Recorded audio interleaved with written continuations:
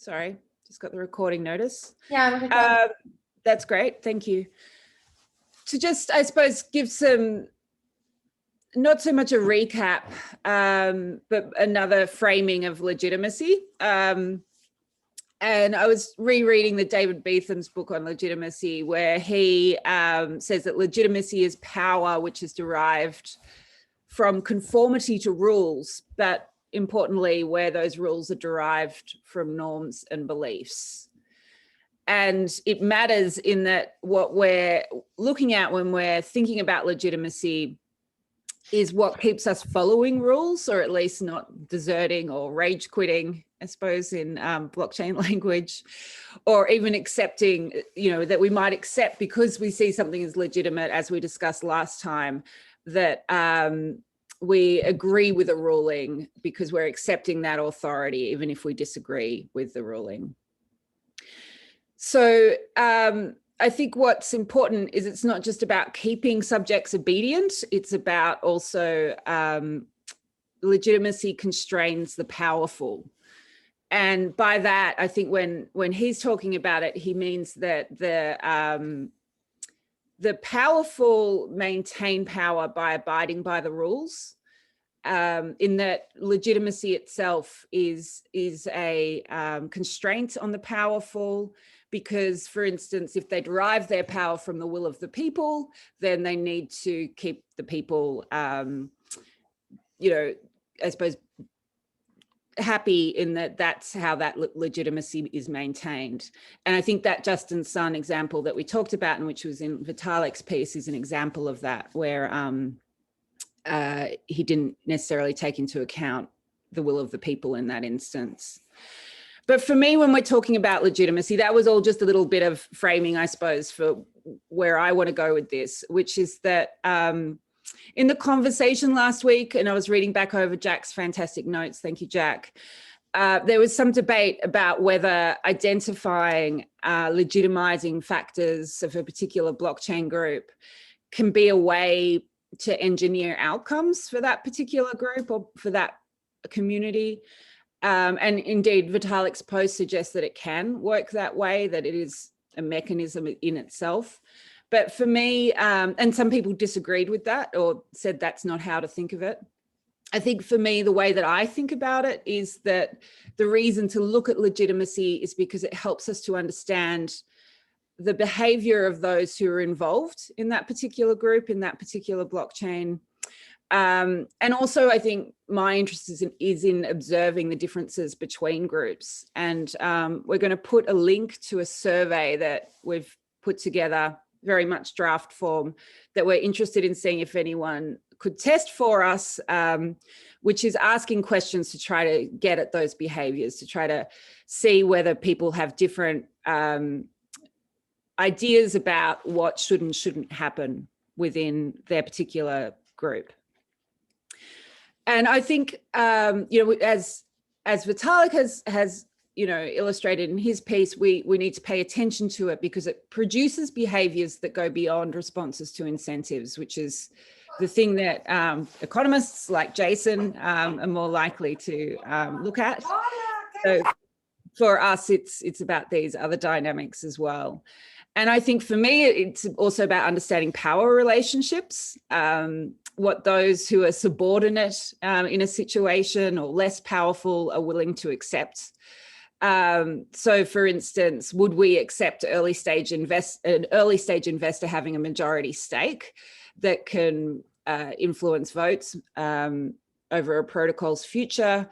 Or does it matter if we have a so-called fair launch, which changes that, even if one company or person can still end up with the majority of tokens and therefore votes in that case? So legitimacy is not necessarily whether I would accept it, it's about whether it's generally accepted by the constituents of that group. So groupishness, I think, is what we want to try to talk about and think about today. The groupishness of legitimacy, and I think that's where it does get a bit difficult and blurred around the edges. So common knowledge was the topic of the reading, which is a dynamic that sits within legitimacy. It's one of the ways that it's how people cooperate without directly sharing information. We anticipate how others will respond, and therefore we do the same. As a communications researcher, I'm most interested in how we arrive at that. How do we get to that point? How is a knowledge group formed? And I suppose where is the inside and outside boundary of those groups established?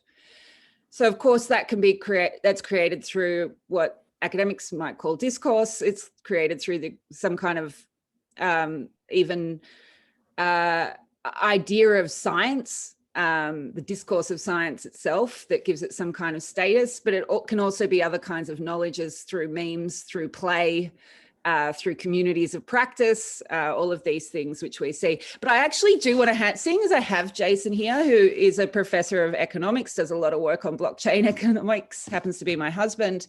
He has a far more articulate definition and understanding of Schelling points and common knowledge. So I wanted him to do that little overview before we start the discussion.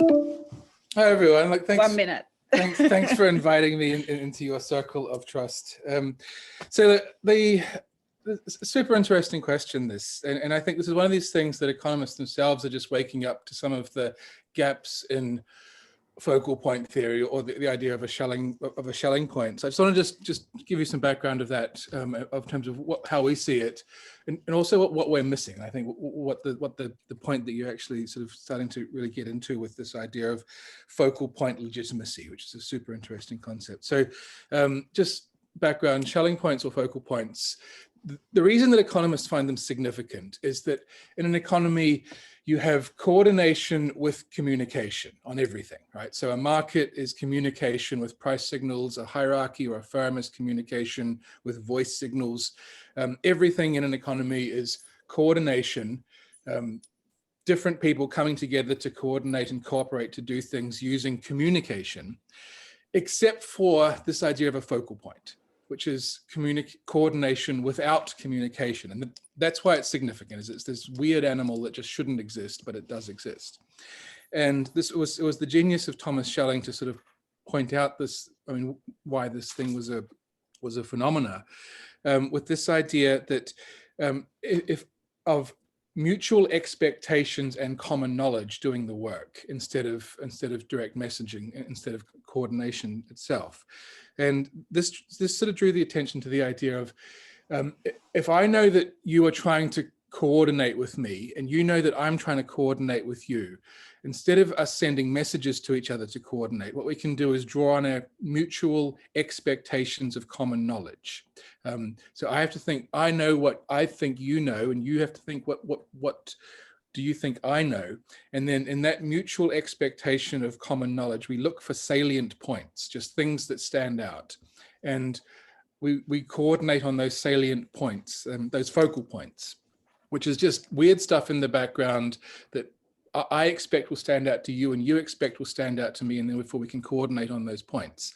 And that was the idea, right? This is the idea that if we have common knowledge, then we can coordinate without communication, provided we can form mutual expectations of what each other is thinking. So that's the idea. And Schelling did this sort of cute little example of two people finding themselves in Grand Central Station at 12 o'clock as a way of meeting. I think for what economists do is then just stop there and go, okay, that's fine. Everyone has common knowledge and we all have the same common knowledge, give or take.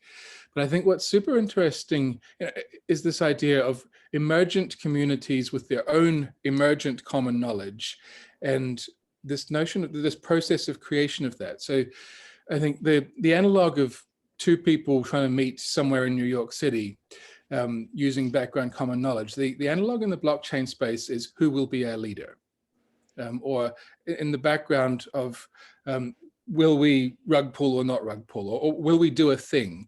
that is a relatively new and emergent and interesting phenomena that most of the world wouldn't even have a clue what you're even describing.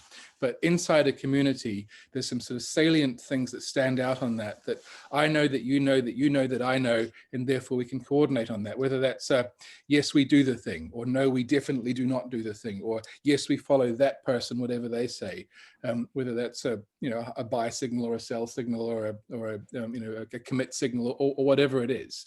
But that notion of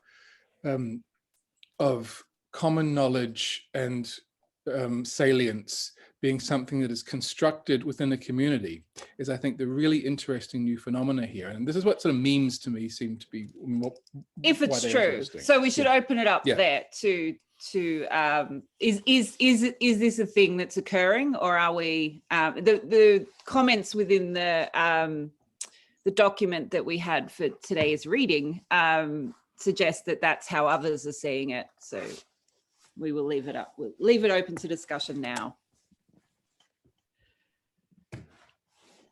No comment? Okay.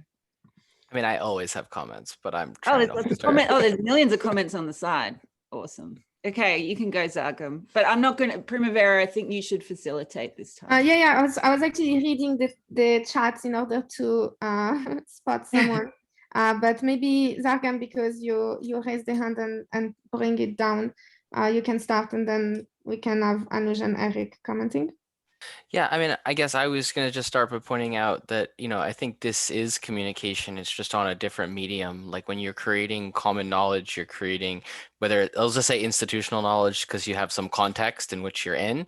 When you're leading, at least in an decentralized organization for sure, or like a less formal one, pretty much the only way to do it is to produce content and to get buy-in for that content, which provides the mutual expectations, which people coordinate around.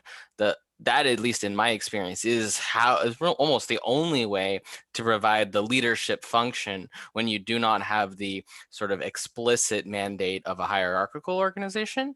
But kind of building on that, I think it's important to recognize that getting buy-in through that mechanism isn't the same as making good decisions. You can get buy-in, and then the intent and the outcome can diverge. So my main point is, like, I agree strongly with the premise of this as a way of coordinating and even driving the legitimacy of the decision-making process that came implicitly through people coordinating against shared knowledge.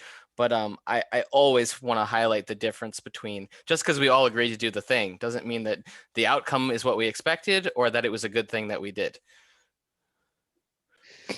Yeah, I think I 100% agree. And to me, like when actually seeing common knowledge as listed as one of the source of legitimacy, I find it very strange. I can more easily see the opposite, which is if we do have to coordinate, perhaps identifying something that we all think is legitimate will be a very good Schelling point.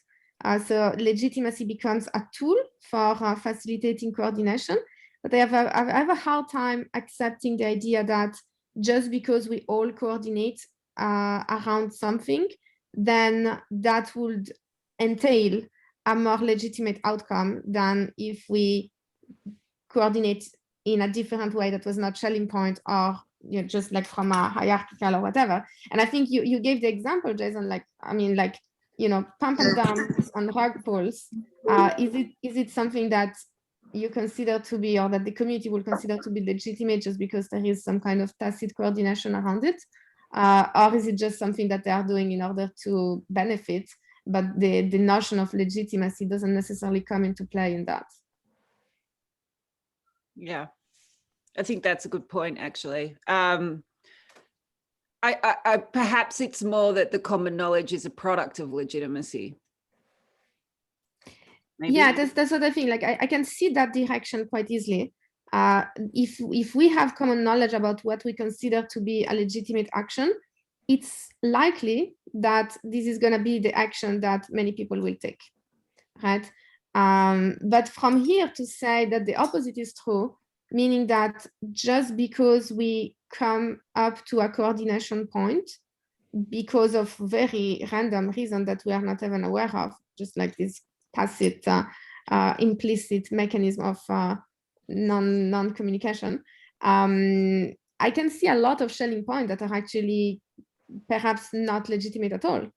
And yet they are the obvious thing to coordinate around, right? Yeah. So there are different kinds of focal points occurring, some of which may relate to legitimacy, but many will not. But I mean, I'm curious to hear from the economists as well on this, because when you're thinking about it from that lens, is it actions which would be equated with legitimacy or not? I mean, Jason was suggesting that that's not usually put together, but oh, sorry, Anuj has hand up. Oh, hi. Can you hear me? I don't know if I'm able to.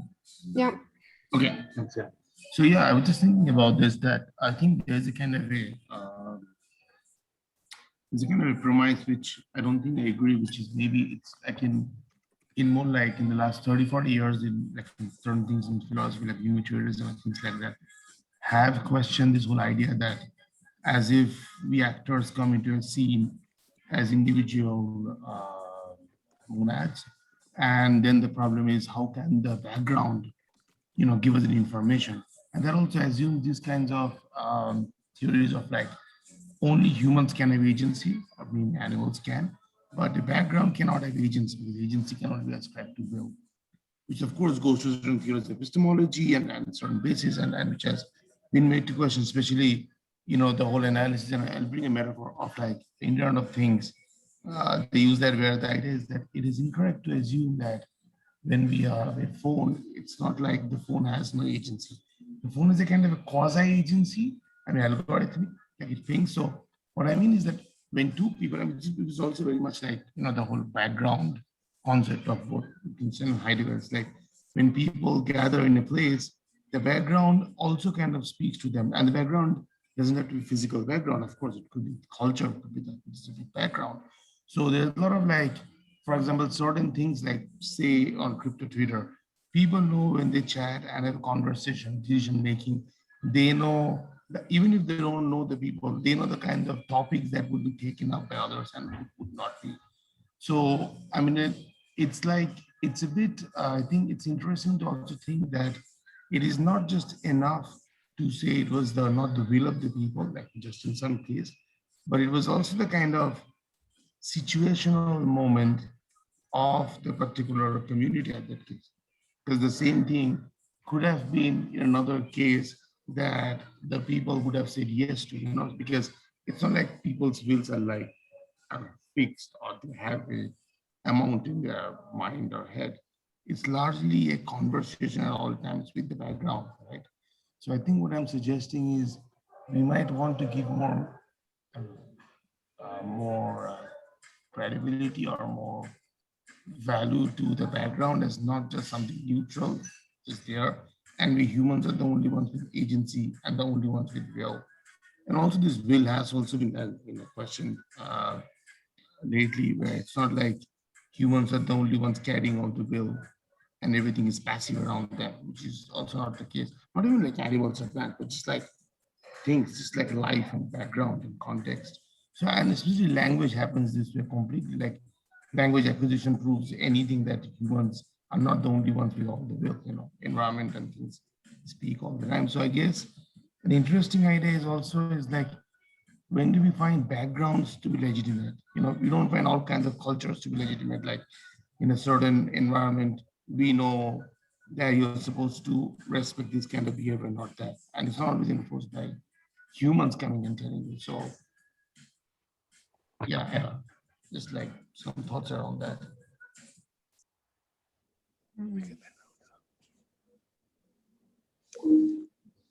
Eric.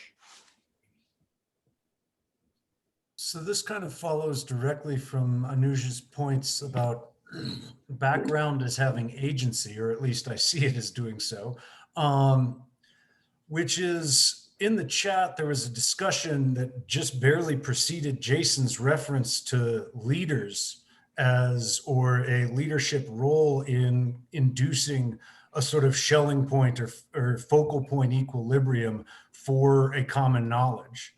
And this, though, gets at then the problem, which is it just a focal point, or is it somehow necessarily tethered to the underlying shared values or lack thereof of a particular community? And so pluralism is a really important goal in governance that's actually really hard to achieve in practice without complex trade-offs for the different communities whose different values painfully come into conflict with one another at times. But it strikes me that in an interesting way, blockchain platforms are kind of, as a background that Anuj is referencing, are kind of a substitute for the type of leadership as a focal point, or potentially could be. And so they might diminish the need for, and these are not new points here certainly, but might they diminish the need for traditional governance mechanisms on important margins. But that might then necessarily make them more pluralistic, or offer the potential for legitimacy to a more pluralistic user base because of their complementary nature. So leaders are hard, especially if it's a single executive. They tend to represent the ethnic group that was the majority or the coalition that elected them. But the more you have a complementary platform or a background with its own minimal level of agency that is providing a common knowledge stock, I see that as actually, interestingly, it offering a different path to legitimacy. Yeah, I think that's why I was trying to also bring the notion of power into my introductory remarks, because where is power in this? I mean, I've been thinking a lot about whether this is a kind of post-human phenomenon that we're dealing with or otherwise, and what that means, and kind of anti-humanism is things like feminism and understanding that, you know, ethnicities have their own different constellations of power that don't necessarily conform to what the human or humanist idea of man is. So therefore, when we create an automated thing which is dealing with these kind of governance structures in the way Eric's talking about, how does that change power? And I haven't decided whether it allows for the kind of diversity that you're talking about, Eric, or whether, and I think it does at that kind of groupishness community level. But at the same time, the thing itself, it might be a machine, but there's also something quite human and man about it, in that it's structured, it's directed, it's a thing that we all decide is the power. It's in itself.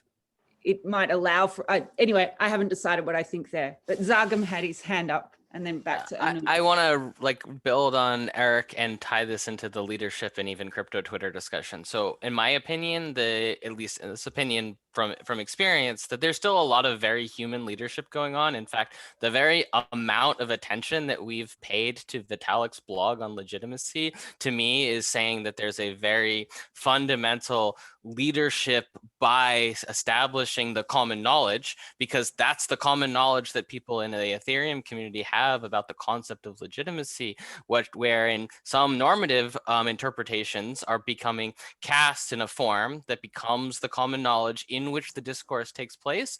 And I would sort of extend that further to say that you know, the presence of crypto Twitter as a sense-making institution is a more decentralized source of, we'll say, like, charisma and or influence-based power within these systems. And that, you know, one of the questions that I think is super relevant is, you know, under what circumstances is this pluralistic, and under what circumstances does it only seem like it is, because there are lots of voices influenced by the same core voices. And so, what happens when you introduce a dissenting voice? How does the institution respond to it? And so maybe I want to kind of echo the importance of pluralism, but also be careful about how we measure it, because when I look at something like crypto Twitter, I see something that is ostensibly pretty pluralistic in terms of the number of voices involved and how easy it is to express an opinion. But then when I look at the way that the information actually flows through that and accumulates and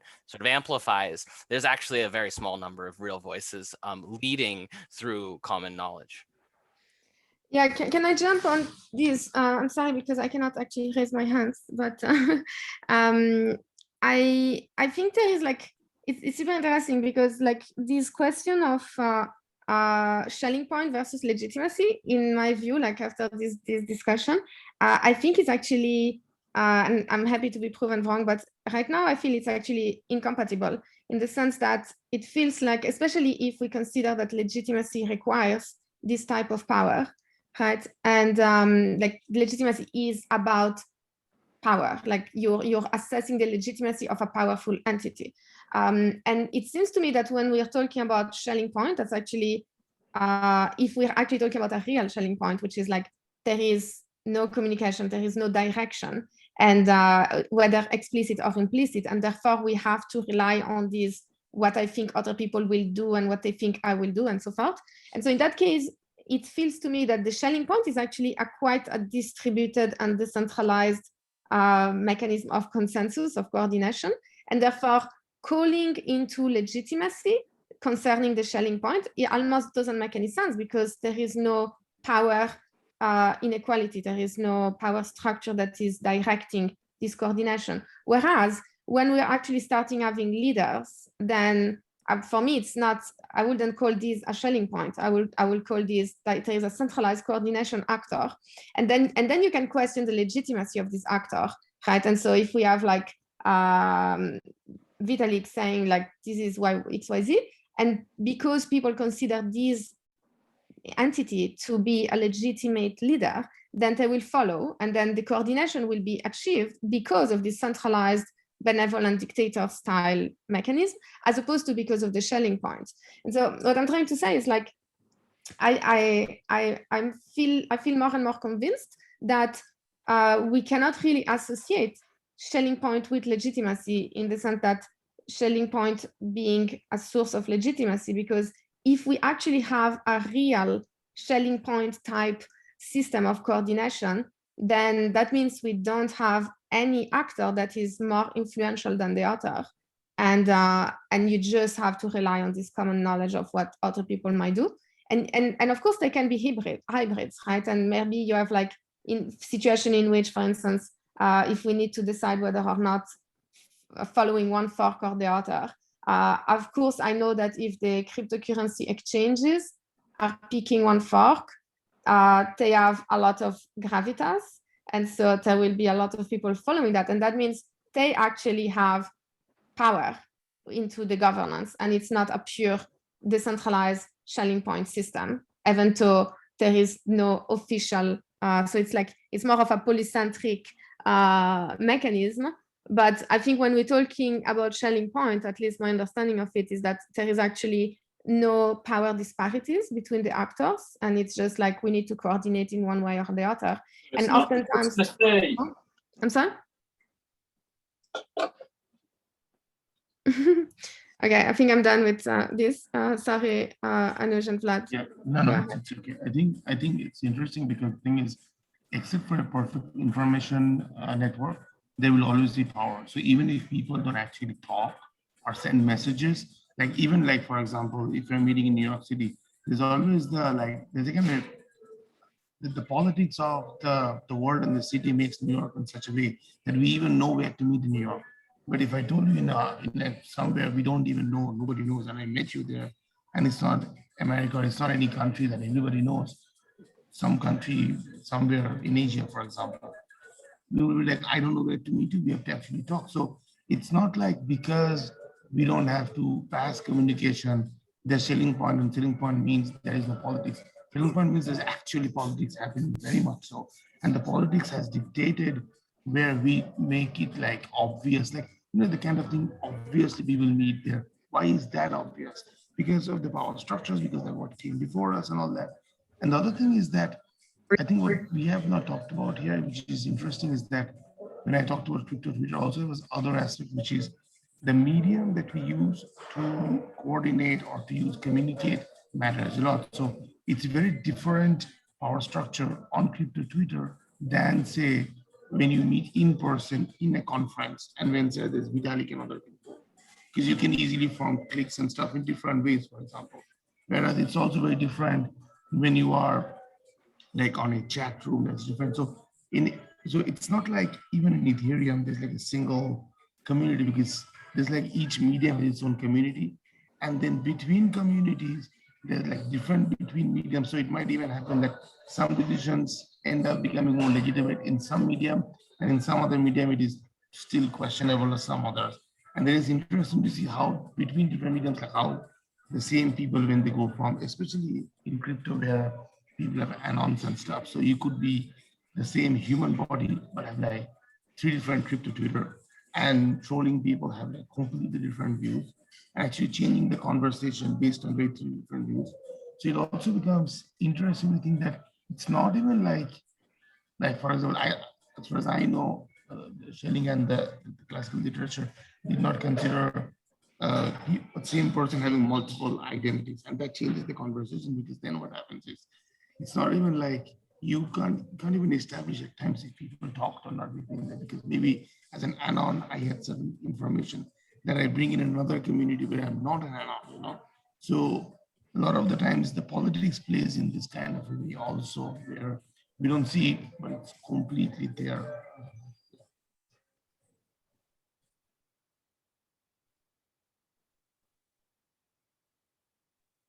Hi, I just want to add on to that. Can you guys hear me? I'm not sure if you Yeah, we can hear you. great. So I just want to say that, like, okay, legitimacy is language of good governance. It's kind of like, you know, one of the primary kinds of languages that we use when talking about good governance. And, you know, so it's obviously about, like, you know, how we make decisions and how we keep power in check.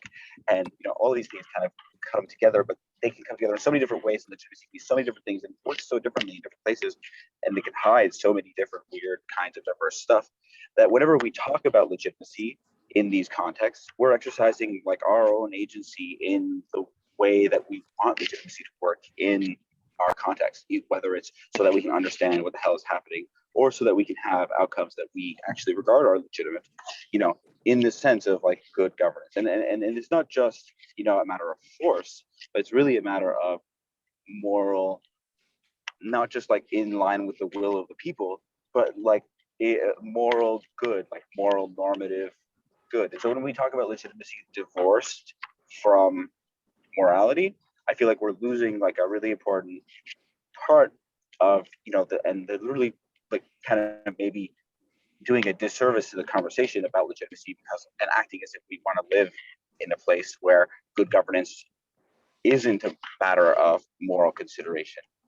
And, you know, I think that, you know, in the context of like, you know, real life governance, you know, morality is highly contextual and legalistic, but still dominates what we consider to be legitimate today and in hindsight. And so I think, you know, this notion of like moral good and normativity, as opposed to just like force, coordination, decision, really needs to be in the context of this discussion, because like legitimacy is literally like the language of good governance. And so if we try to talk about legitimacy without allowing this kind of normativity to seep into the conversation, then I think we will, like, you know, basically well, what we're really doing, I think, then is we're exercising our own agency in the way we would like legitimacy to work in our communities in order to remove the requirement for moral consideration. And then we have to ask ourselves, like, why are we doing this? Like, why do we want to avoid moral responsibility in what is legitimate?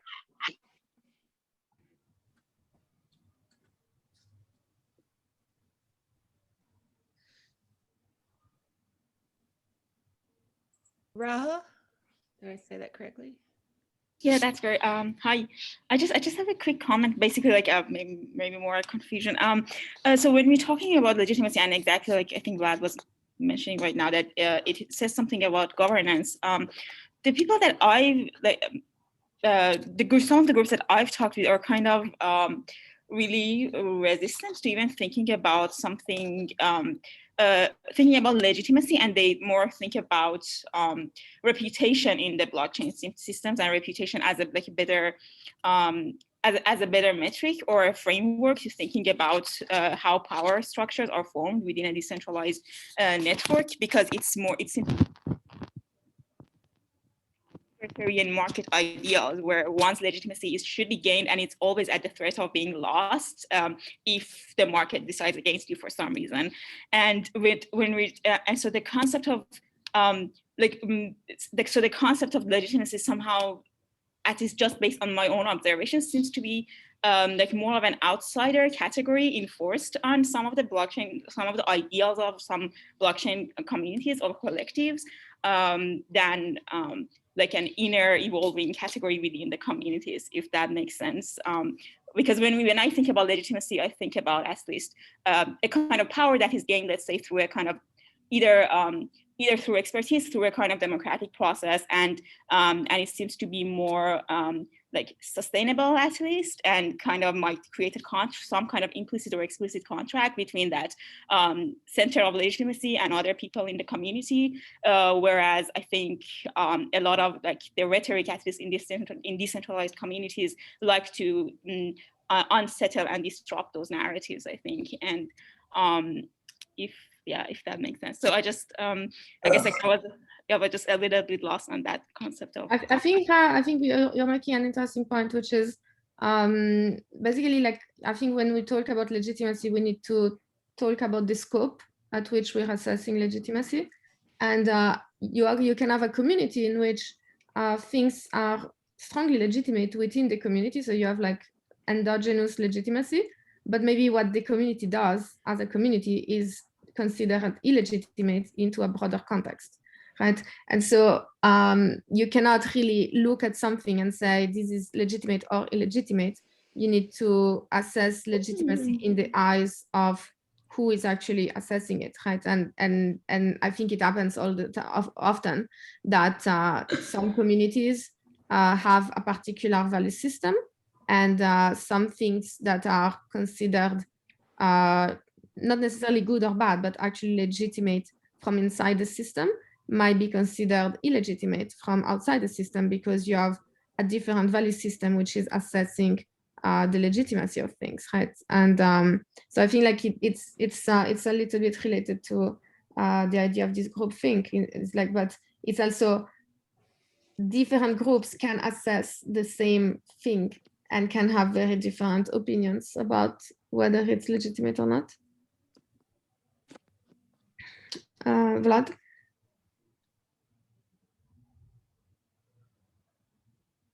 Sorry, I just left my hand up. But I would say that, like, yeah, what is legitimate kind of varies a lot between communities, and it's kind of like our duty to make sure that we hack the notion of legitimacy to include things that make it actually better, rather than to let us suspend judgment and allow systems to take control, for example. Yeah, I think on your point, like I think there's this question on like descriptive versus normative. And I think that's kind of like, it's part of what we're trying to understand with this task force, which is to which extent we can assess descriptively whether some actions are regarded as being legitimate by a particular community. And at the same time, it's also given that a community wants to operate efficiently or legitimately, what are the various systems and mechanics that we can adopt, and that becomes more of a normative thing. How do we ensure that a decision that was taken will be regarded as legitimate because it comes with all the necessary building blocks and safety valve that strengthen the overall legitimacy of the system, right? I mean, the only thing I want to push back on is like the systems thinking here, because like, you know, it's not like systems as much as like, you know, people making decisions. And yes, you can have a system that can help you make a checklist, make sure you're not forgetting anything important, and can keep us safe in various cases. But at the end of the day, you know, it's not going to be enough to just have a system say yes. You know, you have to have people judge. Otherwise, Absolutely. And I think legitimacy is a dynamic thing, and it's not because you have collectively agreed to a particular process that you will always accept that process or accept the outcome of that process. Like there is no possible, you know, foreseeable action that will always be considered legitimate. Also because the value system of the community might change over time. But I think you can have, if you understand what is the value system of the community, I think you can come up with a mechanism that will increase the probability and the likelihood that whatever is the decision coming out will but be. you know, like values don't just come in value systems. I mean, value systems are highly formalized. Like moral judgment is kind of much more, you know, lucid, fluid, contextual than, you know, value systems. And so, you know, and it's not even clear that like people use value systems when they exercise moral judgment. You know, I would like to add to that. If I may. I mean, it's something like, also the thing is that I think what we're talking about, which is the very question of what is just or not. Why am I saying that? Because what happens to Justin Sun, for example, why was the framing not about it was not just, and that's why people didn't follow through? Why was it was legitimate? Because, you know, it could even be like everybody agrees, everybody follows through some like dictatorial thing. Let's say North Korea, begrudgingly, nobody wants to do it. Somebody might claim, he might claim, his party might claim it's legitimate. And it might happen that they would have a change of heart, like the same people, let's say. And then they would write the history saying it was all along illegitimate. So even what is legitimate and illegitimate is not like it changes to set, like the same event changes to time for the same community and all that. So it's like you can't even say something, you have to say something is legitimate right now according to these people, because we don't know, maybe in 10 years, everybody will start thinking that Justin Sun was actually legitimate, you know? So this is why unless we always mention the time, the age factor to legitimacy, it doesn't make any sense just to something. Nothing is legitimate. Something is legitimate during this time with this situation. And the other thing is that the whole just thing, like maybe just what is just or not, because something could be legal but still not just, you know, like slavery, you know, completely unjust. And that is the argument alone. You don't need any other argument to say that is not legitimate in my eyes, or in most people in Scott's eyes. So even if everybody in the world says it's legitimate, right? So it's not even like what everybody says. And I think that's a kind of a theological upliftment that you get, where it's like, no matter, you know, it's like no matter what everybody says, God knows and I know this is just unjust, and nobody can tell me otherwise, you know. And I think there has to be enough of an acknowledgement of this aspect in crypto, or crypto will just end up becoming a matter of having to convince everybody, and everybody is not convinced, then I start having second thoughts, like, maybe I'm crazy. No. Maybe it is okay, you know, it is okay that some fund got stuck and nobody did anything about it. So I think we have to maybe resurrect the whole, I don't hear it enough, the whole like just and like even theological thing of like, no matter what anybody says, I know what I know and what God knows. And it's out of fashion to talk about what I know in the world, but still, you know. I think Mazalgam's had his hand up for the longest, and then Eric, I think. Yeah, I would like to kind of offer a way of thinking about the difference between sort of goals and constraints in here, because what I'm hearing, and again, I'm going to agree with sort of Vlad and others that I don't think the system, the description, the reduction is the full expression of the moral judgment. But let's suppose for a moment that we have a description of it. And I would say that there's a constraint there on the behavior or the use of the authority, meaning I want to stay within the set of things that are acceptable without saying anything more about the other things. And then you have your polycentricity in the dimension of, steering amongst the many goals of the many parties within this system. So we can say that we have some even like sufficiently overlapping, description of, let's say, morally repugnant. These are the things that will not be legitimate based on our individual, we'll say like moral, compass. Then we have our description of that, which is some sort of attempt to systematize it or describe it. Again, not the whole thing, just something we can work with as a model, as a representation. Then we're saying that as long as we stay with it outside of the neighborhood even of these morally repugnant things, now there's still a plethora of objectives or goals, things that we might,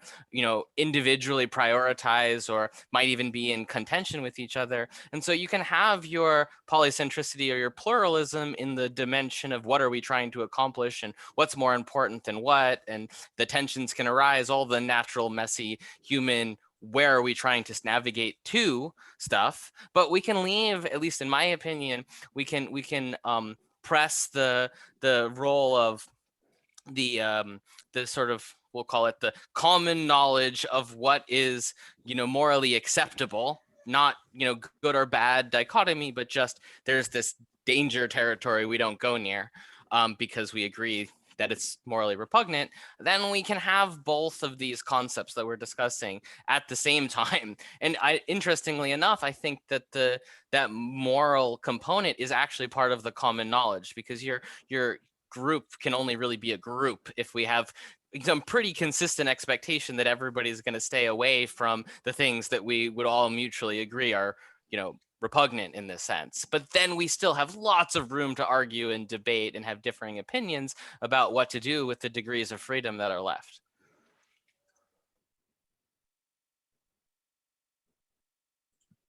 Eric? So real quick response to Zargam in terms of, I think it's folly to think that our values or morals always have a clear answer to all of the uncertainty that the future will present before the fact, ex ante. Agree, by the way. Yeah, I saw that as implicit in what you're saying, which is we need to leave some scope for the performance in the face of an uncertain future. Intrinsic to that is in part like the challenges that courts have in applying the law to new cases, because the right answer isn't clear ex ante to something that hasn't occurred yet. Sometimes it is when it's just business as usual and you're getting a ticket for the same violation that everyone else got. But when a truly new issue is presented, that's not just a conflict of law or interpretation of law. It can, underlying that is the fact that sometimes it's not clear who should bear a harm. This is very Coasian. Calling it a harm presupposes a right. And so the aspects, I see one of the big aspects of our governance authorities as being dealing with unanticipated outcomes in the future, including ones that involve a conflict of community values about how the community should proceed. Sometimes that implicates justice. Sometimes that implicates legitimacy. Sometimes it implicates both in a very, very messy process when the punishment of somebody particularly salient within the community is at issue. Think of the Dow hack. Even though that hacker wasn't salient in an individual sense, the question of whether or not to punish them was both a question of justice, but also a question of the legitimizing principles underlying that network in the first place. Should code be immutable or not? And so sometimes these things are quite inseparable in terms of their application. A dismal view on all of this was provided by Doug North when asked in Bolivia how to get good institutions. He said, get a different history. it was not a very well received remark, and understandably so, given the good faith in which the question was asked. But a very dismal view on mechanism design is that you can't sit in your little ivory tower like me and design a process that will be self-legitimizing when it's both an input and an output to this incredibly complex dynamic. So one view is it's a random walk in governance whether or not you ever get legitimacy. The dominoes start and eventually they stick enough or don't, as the case may be. I'm not quite in that camp. I'm not so pessimistic, in part because obviously I'm taking part in this very conversation.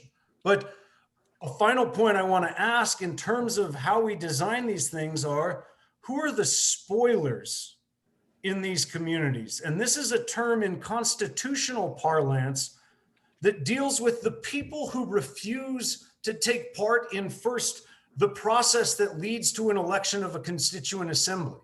So some people stay out and they're like, this is garbage. This is controlled by these groups. We will never have effective representation. But the groups that truly want a constitution, their way of either correctly describing the delegitimizing presence of people who refuse to take part, or the very gaslighting way that they describe those individuals is they're the spoilers. They're spoiling what would otherwise be like a legitimate process. But the important aspect is there's a set of people who are likely to not want to participate in the legitimizing processes, either because of reasons of power concentrations as perceived in those processes, cutting at what Ellie said, or for very strategic reasons associated with getting to claim the role of spoiler after the process has already taken place. I'll end there, sorry. You're an idiot. That was great. I think first, Sargam.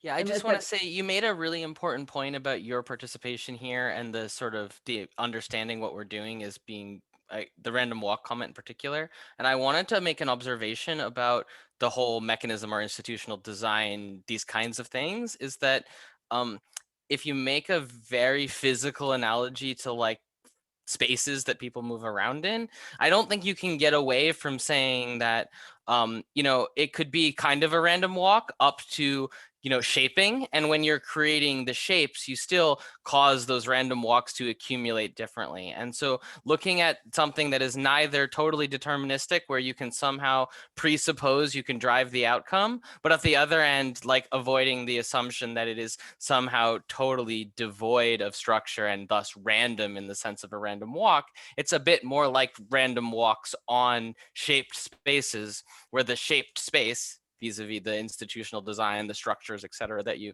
impose, or we'll say emerge, those shapes change themselves, they still have like properties that affect the way that those so-called random walks evolve. And like somehow we have to figure out like what the thing we're actually working with is, like how much shaping can we do and how much do those shapes hold themselves and how quickly do they turn over? Sebnem, I think you had your hand up for a while. Yes, so a couple of things connect and resonate. I don't know if I'll be able to give that back, but it's super exciting. So one thing, what Eric, you said, basically the future, we don't know, right? But at the same time, the future is already here, but not equally distributed. And I think that's the situation where we basically have all possible combinations, like old system, old thinking, strong signal, new system, new thinking, highly weak signal. And then we have basically financial instruments on the global ledger. It's like old thinking, new system, and it seems to be legitimate because it's happening, but we aren't yet agreeing. You know, some people do opt out. Some people say, maybe this is the future. So, and that ties back to, again, to Carlota Perez, this whole diffusion until these techno-economic paradigm shifts create social, institutional, changes that at some point becomes the new common sense, and then we don't ask anymore whether something is legitimate or not. You know, we don't ask whether it's legitimate that I cross the street with a red amper and then get a ticket. You know, we have agreed on that, on all of the circumstances around that. But right now, it is absolutely normal that we're asking the fundamental questions again about legitimacy, because we're in the middle of the S shape, in the middle of this phase shift, right? So it's super interesting. And then again, when you look back, you know, we passed forms of slavery. We now have legitimized other forms of slavery, and don't ask that question until maybe we get to a point where we see the current dependencies that don't have to be, and so on. So interesting. Thanks for these insights. Can I make a comment to that? I feel like I want to piggyback on the discussion on morality and politics and what you just said, Sabna, because I feel like Vlad said like legitimacy is the language of the governed, and in some way that implies that you need to have some kind of politics. You need to have like some kind of somehow conflict, right? And whether it's like a conflict of value systems, whether it's a conflict of moralities, but if a group is sufficiently diverse, there will always be conflict, right? And there's this interesting distinction between governance versus politics, in which governance is trying to figure out ways in which you can coordinate around something, whereas politics is trying to figure out ways in which you can basically compromise around the fact that the understanding that there is just people that have different beliefs and different values and different morals, right? And I think like when we talk about legitimacy, there has to be an element of politics, because it emerged when you start creating those form of, I'm gonna use the word institution, in order to mediate those different morals and different values within a particular community, right? And I'm gonna use the example of last session about Dada. Sorry, Bea, I'm happy if you want to comment on that, but I feel like maybe the reason that Dada doesn't like to talk about legitimacy, it's because legitimacy inherently involves this power structure to mediate conflict. And if you have no conflict, then you don't need to have those political discussions, and therefore any type of institutional framework in the more formal and informal manner will have no reason to exist, and therefore any discussion about legitimacy will also have no reason to exist. So I feel like when you have a community like that, in which there is such a strong value system and there is like a very aligned values and morals, then indeed there is no point talking about legitimacy, because it's almost as if we start talking about legitimacy, we're transpiring the possibility of there being a power structure and an institutional framework that is designed to govern or to mediate those conflicting values or morals, right? Greg's had his hand up, so I'm going to throw to Greg. Sure. I've just been thinking how this kind of ability to exercise a say in legitimacy is kind of something that hasn't been available to people in a really concrete way, and blockchain systems have kind of unlocked that, and we see that with the Justin Sun Steam case, but we also see it coming outside of the blockchain space, kind of overlapping communities, but with meme stocks. This ability to use, like, engage with the system in a way that it allows, in order to punish the people who the small investors, the retail investors, see as having manipulated and abused the system in a way that they found illegitimate, but had no way to counter before, that overall the system would have permitted. So I think that's interesting, that this kind of cultural shift of how do you create legitimacy, how do you challenge legitimacy, how do you work within structures, and what does a decentralized coordination system allow you to do that you couldn't have achieved before? I think there's a lot of really interesting stuff there. It's kind of a half-baked thought right now, so I'll just leave it.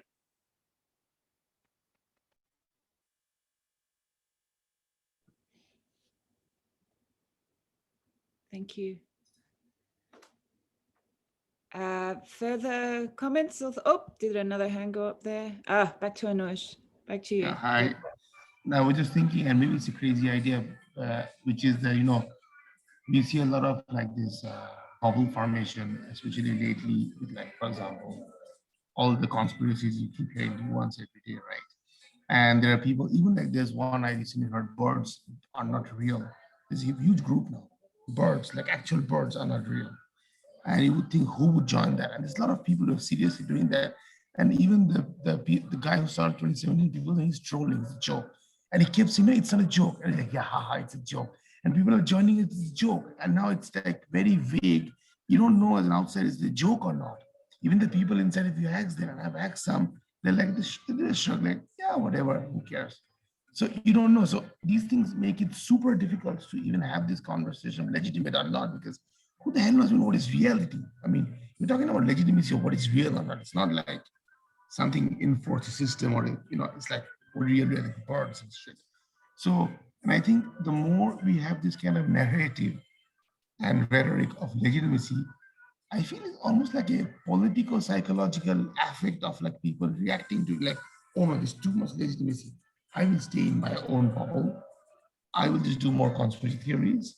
And I think this is why I think, and they also feel unjust. And I'm going back to my own character. They also feel unjust. Like, why am I being like, why can't I be, the whole thing of like, and also I think something, I mean, we all do that all the time, which is we end up assuming again and again rational actors. We're thinking as if everybody rationally made a measurement of like, this happened, so that happened. A lot of it just like, I don't know, happens because of forces that are beyond us, right? And then how do we acknowledge that and still have a intellectual conversation? It's difficult to talk about intellectually when we accept things as rational, because you need certain rationality to make certain points. Sometimes, most of the times, right? I don't know how to do that. But I think my fear is that there's a lot of also conspiracy theories in crypto, like a lot of crazy theories you hear all the time. I mean, the biggest one being who's Nakamoto, right? And there are so many more. So I think it's not a coincidence. It's because there's so much of rhetoric of legitimacy in crypto. This is my kind of made up theory right now. It's the more we will have legitimacy talk, the more we will have like birds are real happening, not real, sorry, happening every which way. So maybe we might think of, I don't know, shifting the focus less on legitimacy. It's very oppressive if you think about it. If you're not part of that group who thinks something is legitimate, But maybe justice not that. Think of justice is a bit less oppressive than that, because you can still say in your heart, I know you're right. You don't have to tell them and nobody agrees on your birth theory. You know what I mean? I want to respond to that, Anush, because I think that's actually a core point of the discussion, which is I feel that legitimacy to me is a way of dealing with the fact that if I have a different conception of justice than you have, there is no way I cannot, like, it's not a rational argumentation. If I just feel that something is unjust and you feel that another thing is unjust, there is no way we can convince each other that I'm right or you're wrong. We just feel that this is just or unjust. And therefore it kind of creates this unsurmountable, unless you really manage to change the sense of justice of a person, which is possible, but it's very difficult.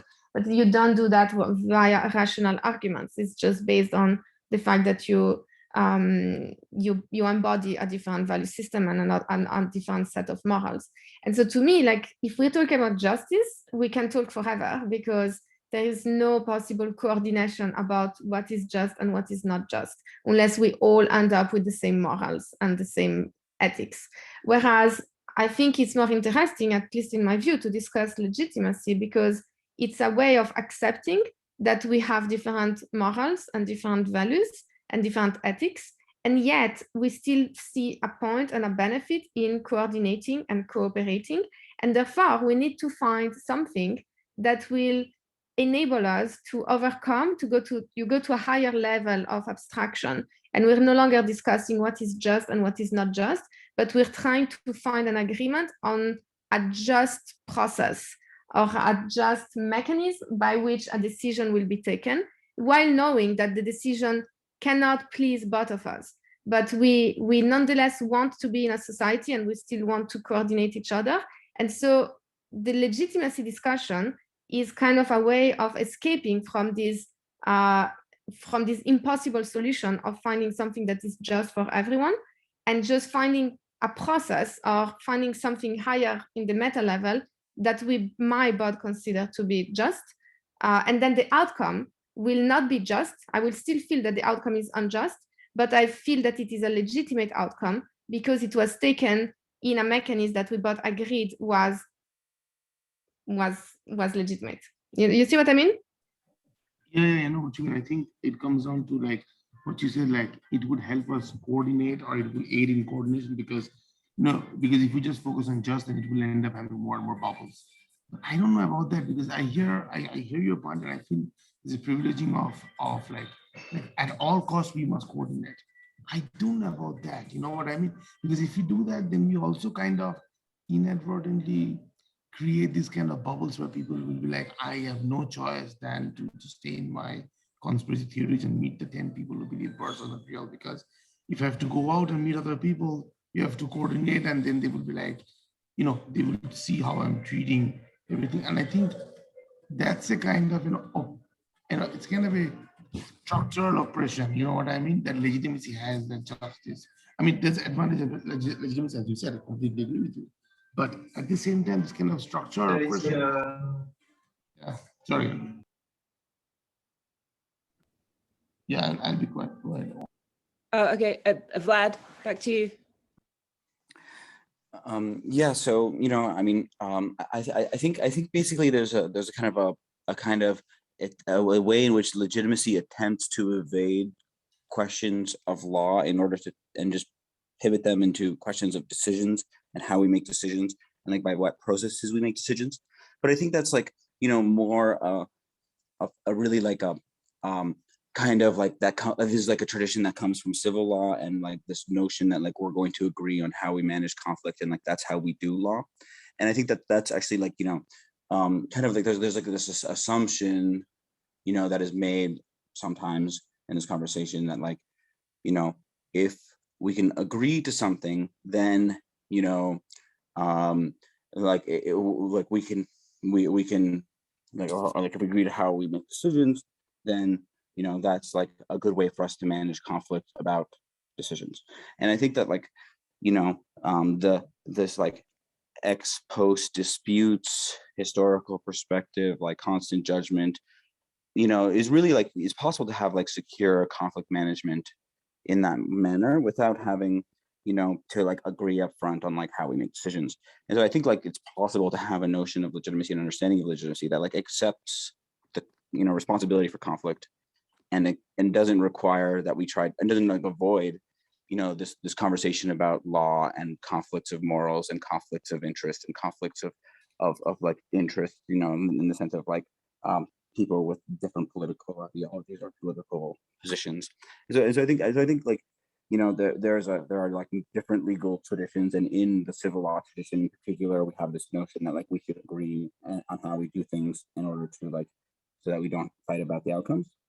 But I don't think that's like the only way, and I think it's dangerous to build that kind of like thing into legitimacy. Then it's almost like you're saying like civil law is the only legitimate way to manage disputes, and I think that that's like kind of highly objectionable. And actually also kind of echoing Anuj, I think it's like it's a little bit coercive, because you're saying, oh, we have to agree, and like no, like I think we can be securely in a persistent state of disagreement, and that's actually like more lawful actually, because then we can like actually like manage our conflicts more conscientiously than if we were trying to like kind of swallow our lumps and kind of go on with something we don't accept. Yeah, I think I agree, and I think that legitimacy is not like, it shouldn't be coercive. I think that's kind of like if it's coercive by definition, it's not legitimate, as Eventer Vitalik claims that brute force is the source of legitimacy. But I think it's just that sometimes you actually want, like it's not about like the reason that we coordinate ourselves and we create legitimate institution or illegitimate ones is because we have a personal individual or social desire to coordinate. And of course, sometimes you would rather not coordinate, and maybe sometimes you would rather do it on a case-by-case basis, and that's completely fine and that's completely legitimate.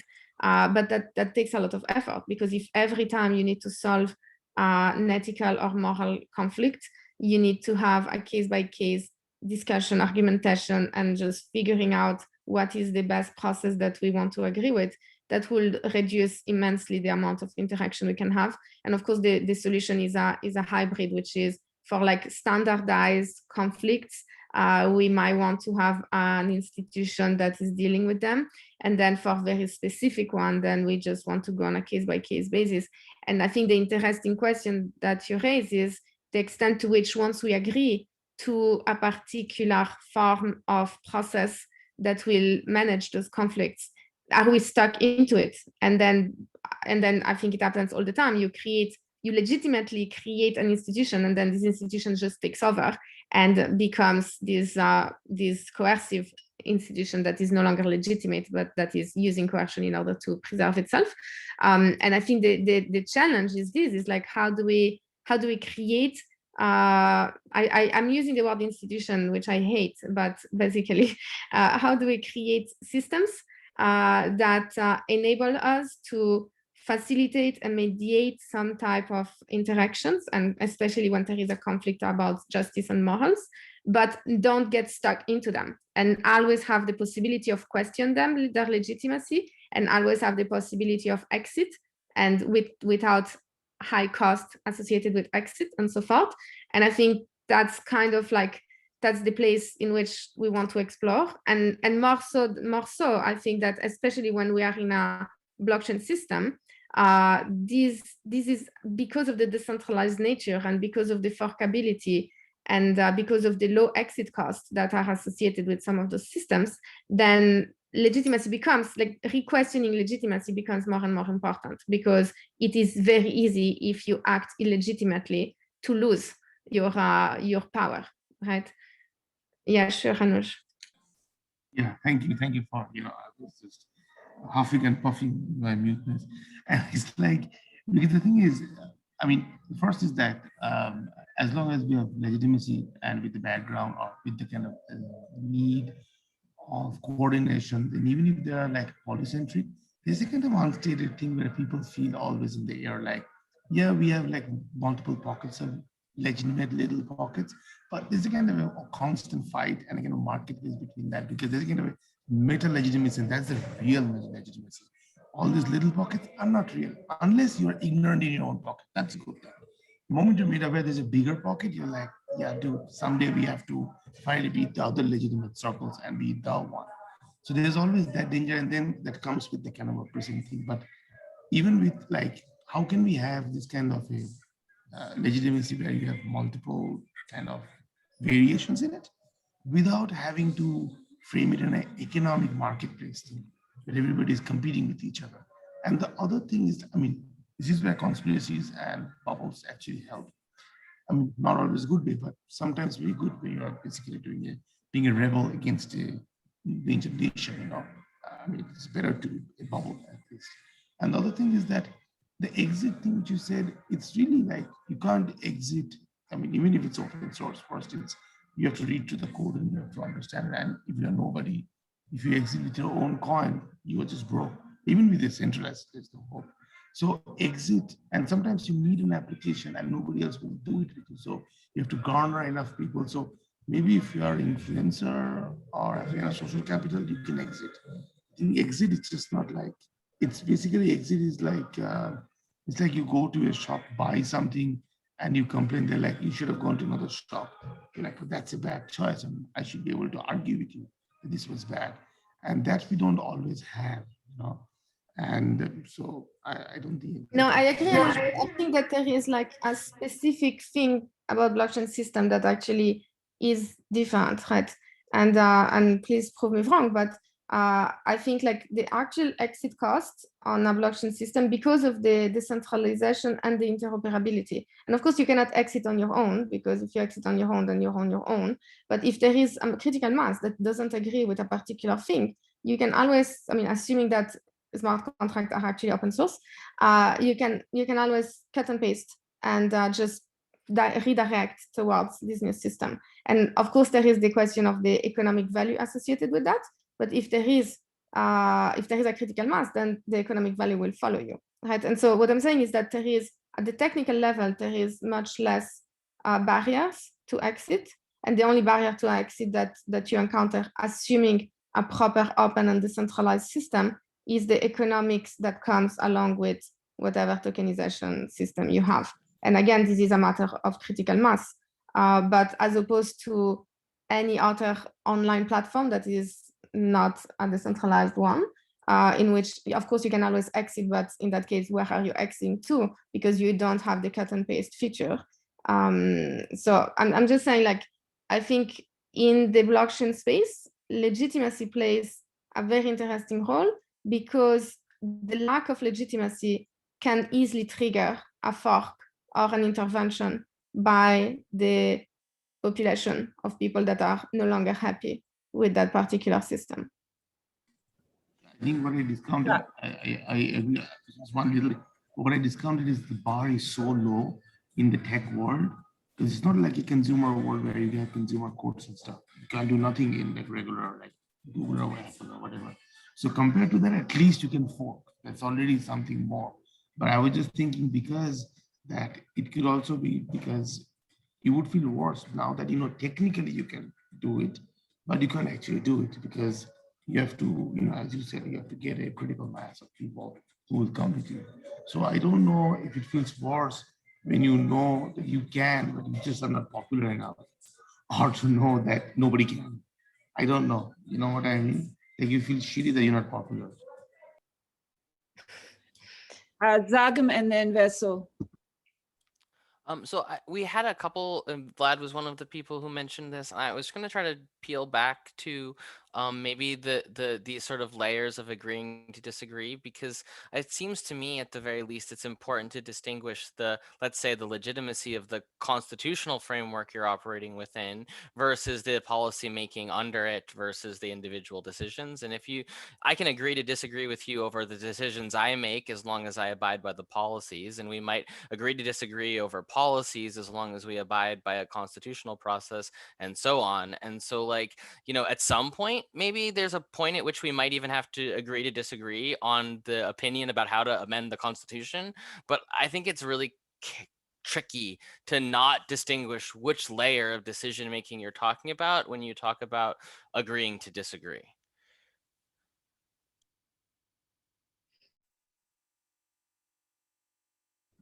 Vessel?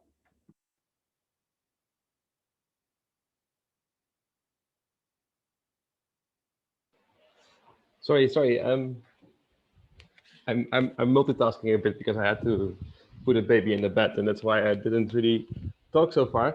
But I just want to respond on two things. One of them is the thing that Primavera said about procedural justice, about having legitimate procedures, so to say, so that you don't have to talk about goods anymore. I mean, it's kind of a Rawlsian point in a sense. But of course, there's the problem still that, you know, what procedures are the ones that we agree are legitimate, even for Rawls, kind of still depends on a shared conception of the good.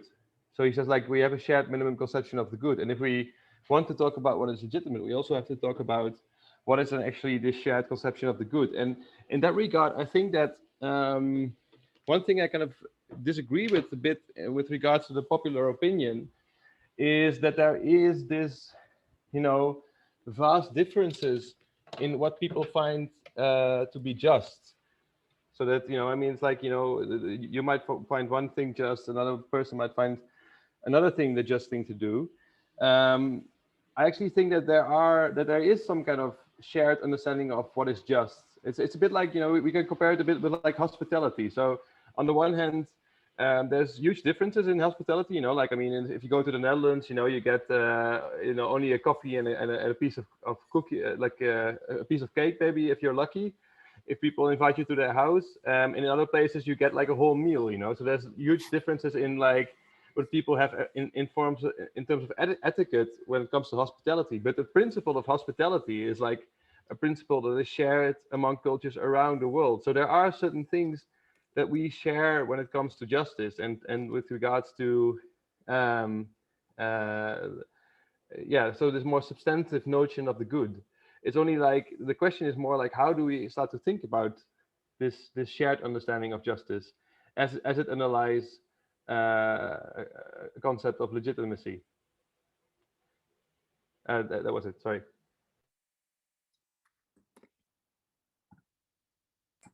I think. Oh, sorry. I didn't raise my hand. Sorry.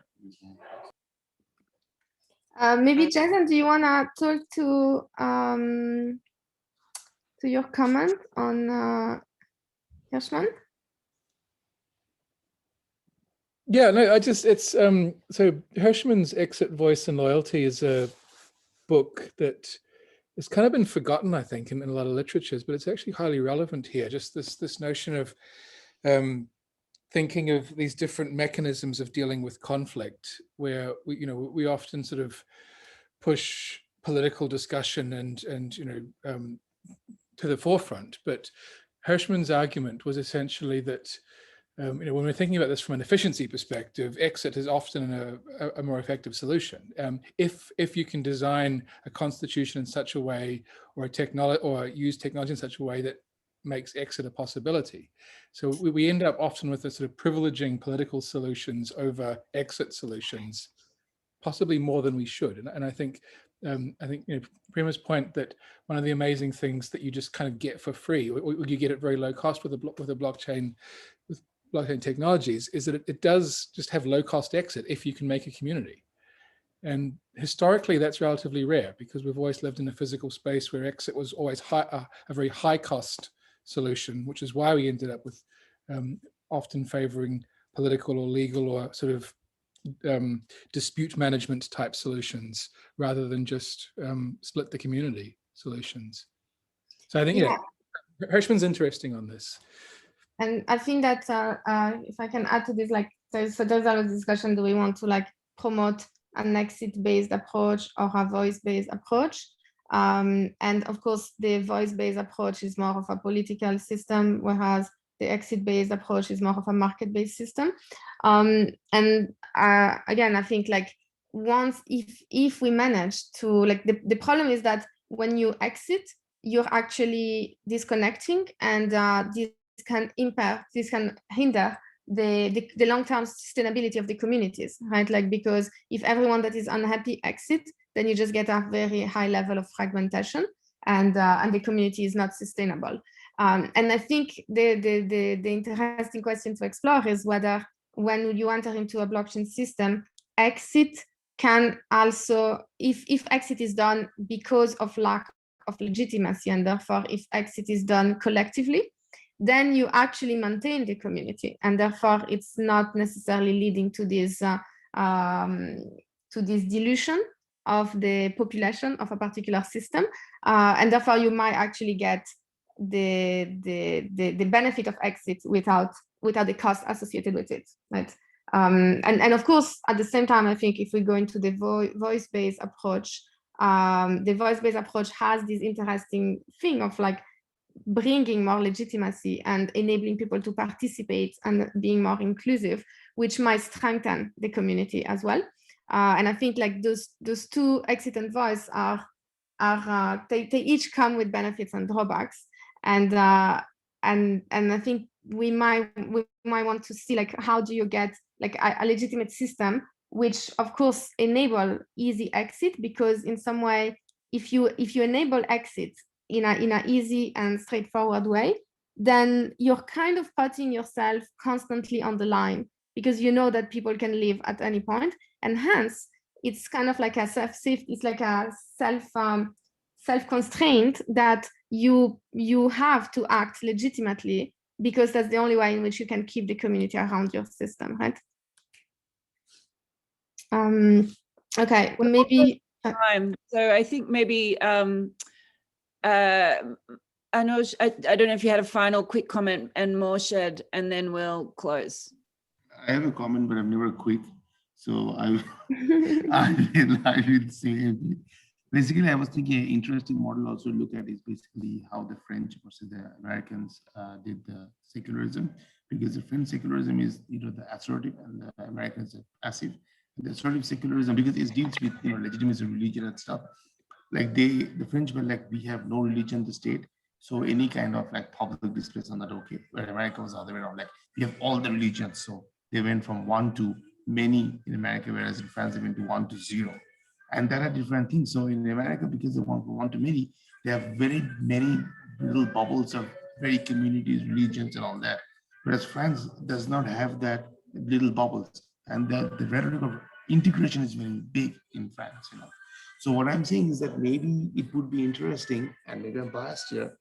I live in France now. I used to live in the US before and India before. India also has a passive secularism like America. There's some interesting conversations at the beginning of 47, which one to choose. Turkey too has the American model, right? A French model. So basically what I'm saying is if you take the American model of passively being passive about it, so you allow for as much as exit as possible, as long as people can find their own thing, and not even having the rhetoric that it has. But at the same time, the state had to not just say, unlike France, that we have no religion. They have to say we have all the religions, like you're free to, and this is why even the phrase it's done in the US is like, the state cannot prevent anybody from not doing or doing. Whereas in France, it's like the state is okay if you do whatever, and that's a very different phrase. So I think that's something, if you think of in terms of blockchains, instead of thinking of some sort of a single thing that we all agree. If we say the double negative is we wouldn't enforce if you don't disagree with somebody. I know it sounds just a semantic, but I think it makes a big difference. So that's my final statement, short one. Moshe, you've got the wrap up statement here. No, I just wanted to, add to this point about exit and voice, and I think maybe it's a nice point to end on. I think one of the limitations in how we've been, I think, thinking about, I guess, DAOs as well as how blockchain is used is when we talk about exit costs, I guess, being low, we assume, I think, certain applications. While if we think of, let's say, DAOs as not investment vehicles, but rather as, places of employment of the future, maybe, or quasi public utilities, maybe projecting even further in the future. I think then we ramp up the costs of exit and make voice increasingly important. And I find that some of I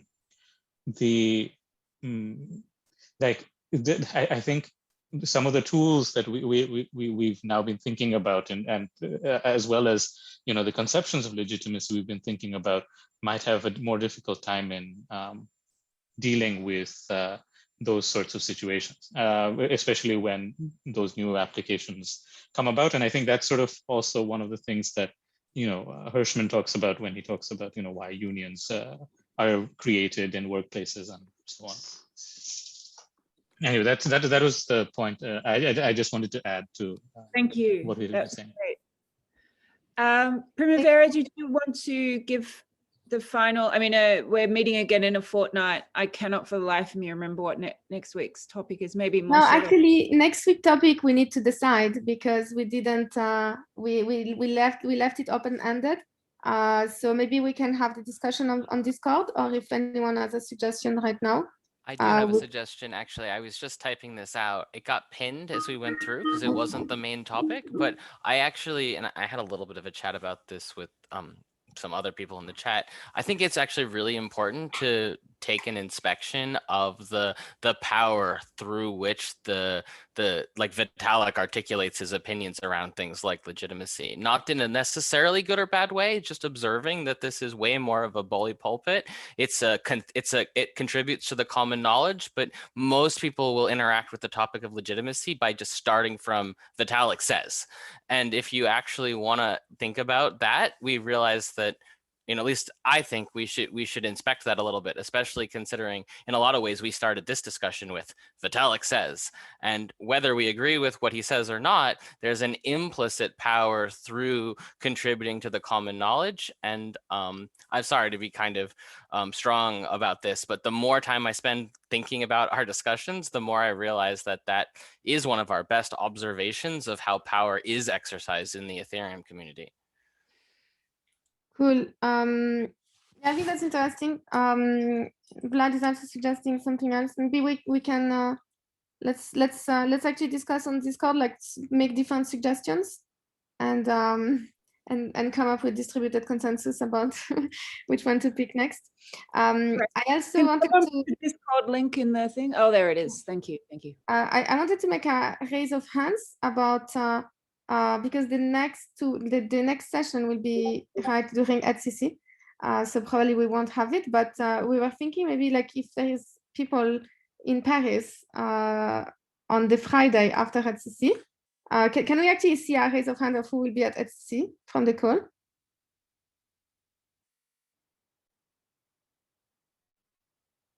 Okay, not so many. Anyway, but we're thinking that maybe instead of having the call next Thursday, because that's going to conflict with HCC, we might have a physical meeting with associated online call in Paris on Friday. But we'll coordinate, and everyone should come to Paris anyhow, just because it's going to be really fun. Okay, so anyway, we will send an email to coordinate around that, but let's think about the topic. Okay, we'll see you all on Discord. Thanks for coming. Thanks for having us. Bye. Thank you so much. Bye. Yeah, thanks.